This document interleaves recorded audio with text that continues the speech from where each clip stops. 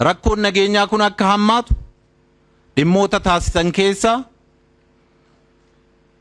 akkuma kabajamtoonni miseensonni caffee kaasan rakkooleen keessoo dhimmi kun akka hammaatu dhimmoota taasisan keessaa isa tokko. Rakkoo kana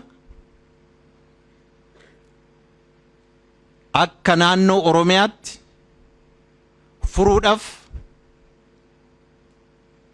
mootummaan naannoo keenyaa xiyyeeffannoo adda ta'een hojii adda addaa hojjetee tarkaanfii fudhatee sirreessuudhaaf yaalii walirraa hin cinne taasisaa jira.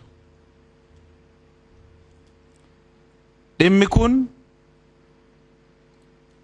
itti fufiinsa akka qabaatu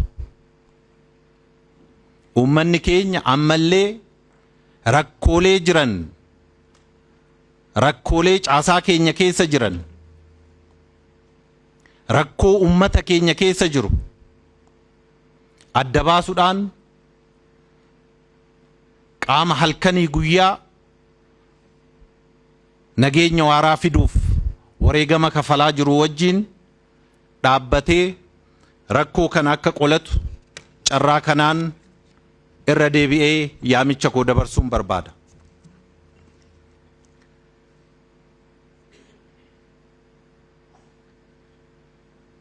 Dhimma walitti bu'iinsa lafa daangatii wajjin wal qabatee mana keessaa ka'e dhugaadha.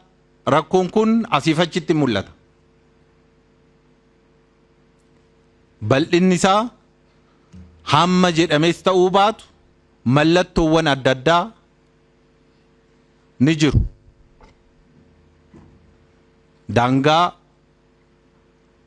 naannoo Amaaraa, daangaa naannoo Shanii kanneen irratti rakkooleen mul'atan jiru.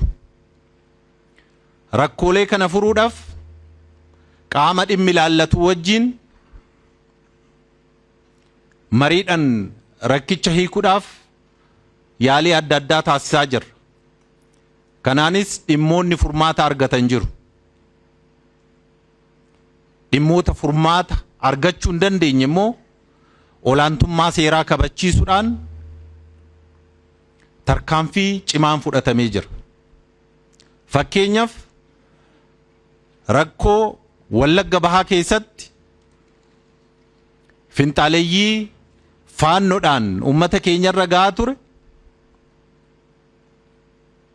tarkaanfii araarama hin qabne fudhachuudhaan rakkoon sun hamma tokko akka tasgabbaa'u taasisuun danda'amee jira. Kana jechuun rakkoon sun guutumaa guututti furmaata argatee jira jechuu miti. Garuu immoo hamma rakkinni ittiin ibsame san kan bal'atu miti. Tarkaanfii fudhatameen tasgabbiin hamma tokko argamee jira. Kun cimee kan itti fufu ta'aa jechuudha. Gama biraatiin akka naannoo Oromiyaatti nageenya waaraa ta'e buusuudhaaf mootummaan naannoo Oromiyaa yeroo adda addaa rakkoo kana furuudhaaf yaamicha gara nagaatiin taasiseen namoonni gochaa badii irratti hirmaatanii turan 10,000 ol ta'an sadarkaa adda addaatti galanii leenjii fudhatanii hojiitti akka bobba'an taasifamee jira. Ammallee qaamolee adda addaatii wajjin marii taasisaa jira. Yeroo gabaabaa keessatti milkaa'inni dabalataa kan dhufu akka ta'e beekuun barbaachisaadha.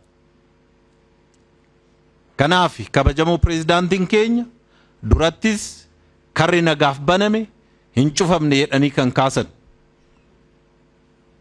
Kan dandeenyu gama marii araaratiin namni kara nagaatti akka deebi'u gocha badiitirraa akka deebi'u taasisuudhaaf yaalii hanga dhumaatitti kan taasifnu yommuu ta'u kanaan immoo sirraa'uu kan hin dandeenye olaantummaa seeraa kabachiisuudhaan uummanni keenya nagaan ba'ee nagaan akka galu nageenyi keenya akka waara'u misoomni keenya akka itti fufu taasisuudhaaf hojiin xiyyeeffannoo adda ta'een ni hojjetama.